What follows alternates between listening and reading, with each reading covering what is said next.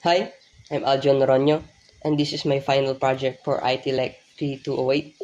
For this project, I use a Python's Bokeh library to create an interactive data visualization based on the resident records of Barangay Aquino, Licab, Nueva Ecija, which is also the barangay our capstone project is based on. The dataset is the RBI, or Record of Barangay Inhabitants, containing 150 residents across 7 puroks. The goal is to visualize how residents are distributed per purok using an interactive bar chart.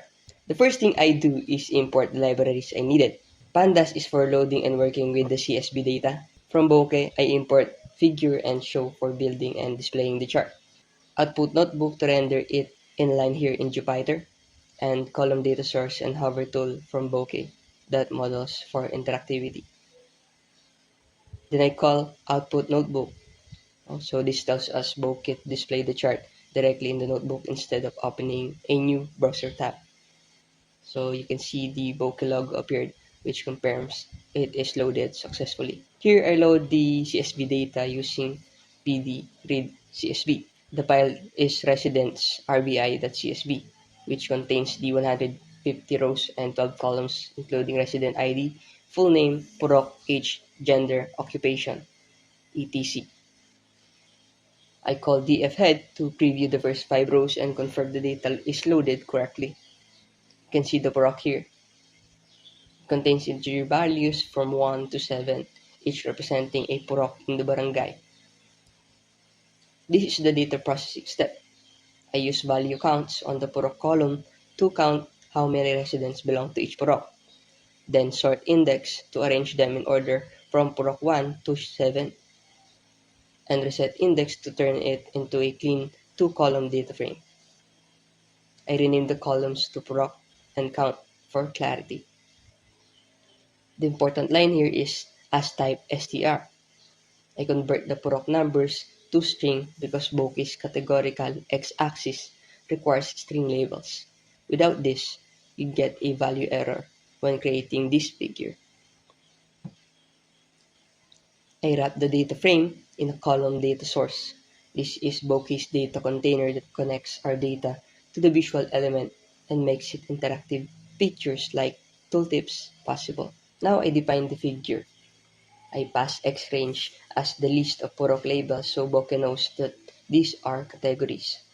I set the title, axis labels, toolbar location, and the tools I want to be available, such as pan, zoom, back to zoom, reset, and save. Then I add the vertical bars using p.vbar. I point x to the purok column and tab to the count column, both from the column data source. I set the bar width to 0.7, color to navy, and alpha to 0.8 for slight transparency. Here, I create a hover tool and define the tooltips. When you hover over a bar, it will show the purok name and the number of residents.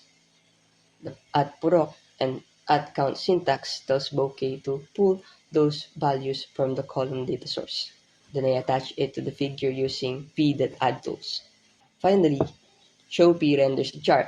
So here's the output. You can see the tooltip appearing. It shows the purok number and the exact resident count. Purok 7 has the most resident at 27, while Purok 2 has the least resident at 17. I can use the wheel to zoom in on specific puroks and pan across the chart.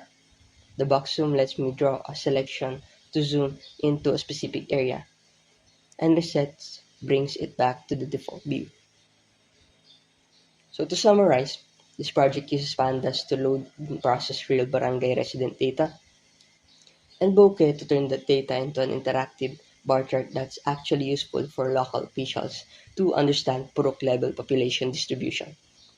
The interactivity, hovering, zooming, panning is what makes Bokeh stand out compared to static plots for Matplotlib. So that's it for my presentation. Thank you for listening.